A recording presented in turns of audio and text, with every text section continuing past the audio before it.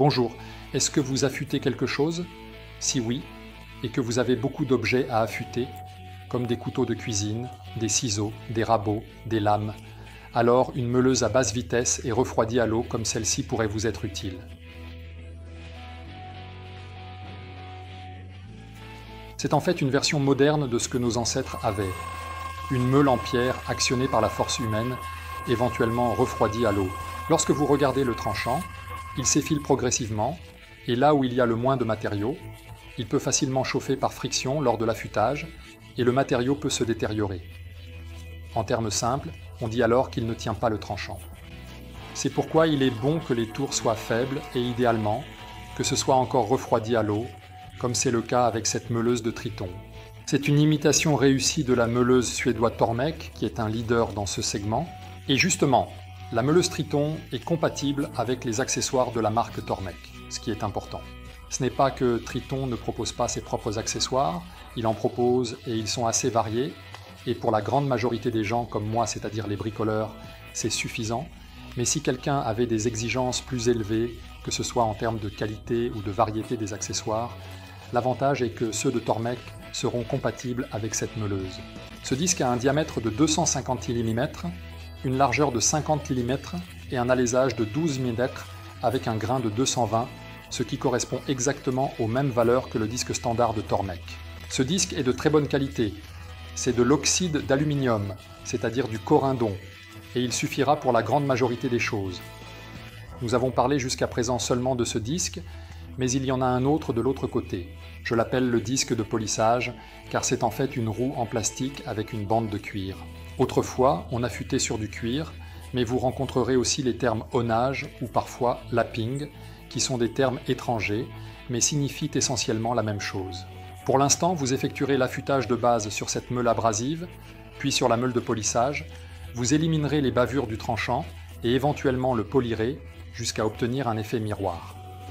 Donc, ces deux disques font partie de l'ensemble, celui de polissage est monté sur la meuleuse, celui-ci est emballé séparément pour éviter tout dommage, donc vous devrez le monter vous-même.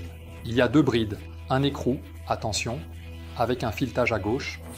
L'accessoire comprend également une clé de 19, une sorte de petit outil, mais c'est largement suffisant pour le serrer. Attention, ne serrez pas trop, je crois que si vous forciez trop, le disque pourrait se fissurer et ce serait dommage. La construction de cette meuleuse est en fait très primitive.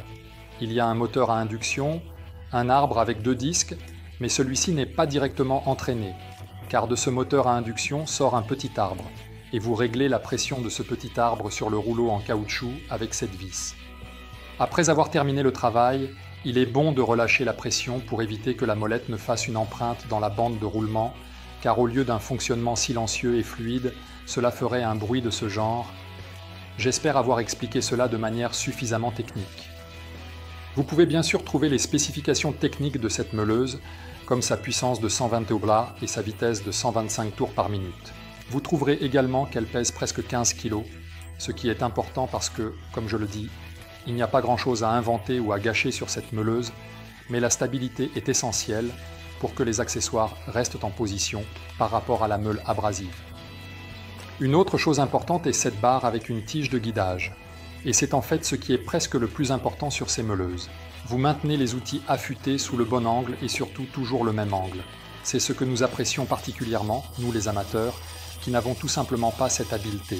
Mais même les professionnels ne dédaigneront pas une telle meuleuse, car elle est plus rapide, moins fatigante et souvent plus précise. Passons rapidement aux autres choses que vous trouverez dans la boîte, bien sûr le manuel d'utilisation. Si quelqu'un trouve que les lettres sont trop petites, comme moi, il n'y a rien de plus simple que de les télécharger depuis les sites de Triton ou même d'Unimax. Ensuite, une chose très importante est cette jauge, grâce à laquelle vous pouvez, en fonction du diamètre du disque et de l'angle de coupe souhaité, régler la position relative du disque et de l'outil à affûter. Ensuite, il y a cette pierre à aiguiser, qui a deux grains, un côté 220 et l'autre côté 1000.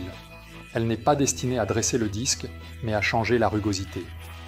En fait, avec le côté grossier, vous simulez une pierre avec une granulométrie plus petite, avec une plus grande rugosité. Si vous avez besoin d'un enlèvement de matière plus important, si votre tranchant est plus endommagé, vous pouvez le rendre rugueux de cette manière, effectuer l'affûtage et avant l'affûtage final, le remettre dans son état d'origine en utilisant ce côté fin. Ensuite, dans l'emballage, vous trouverez un tube de pâte abrasive ou de polissage. Certains l'appellent aussi pâte de rodage ou de lapidage. Il est appliqué sur ce disque en cuir et vous aide ensuite à obtenir un tranchant parfait. Si vous en manquez, Triton propose également en accessoire une pâte à polir supplémentaire comme celle-ci. Et la dernière chose est un support de base, une préparation de base, avec laquelle on fait ce qu'on appelle un tranchant droit. Cela signifie un ciseau de menuisier, un ciseau de charpentier ou certains fers de rabot. Je vais vous montrer comment faire. Tout d'abord, vous devez installer le bac sur la meuleuse. Il peut être installé dans deux positions différentes, en fonction du diamètre du disque. Nous avons maintenant un disque tout neuf, 250 mm, donc nous mettons le bac en position basse. Lorsque nous l'aurons usé avec le temps, nous devrons soulever un peu le bac pour que le disque soit toujours, au moins en partie, immergé dans l'eau. Lorsque vous y versez de l'eau, le disque l'absorbe et vous devez rajouter de l'eau jusqu'à ce que le niveau se stabilise au maximum à la marque visible sur le côté.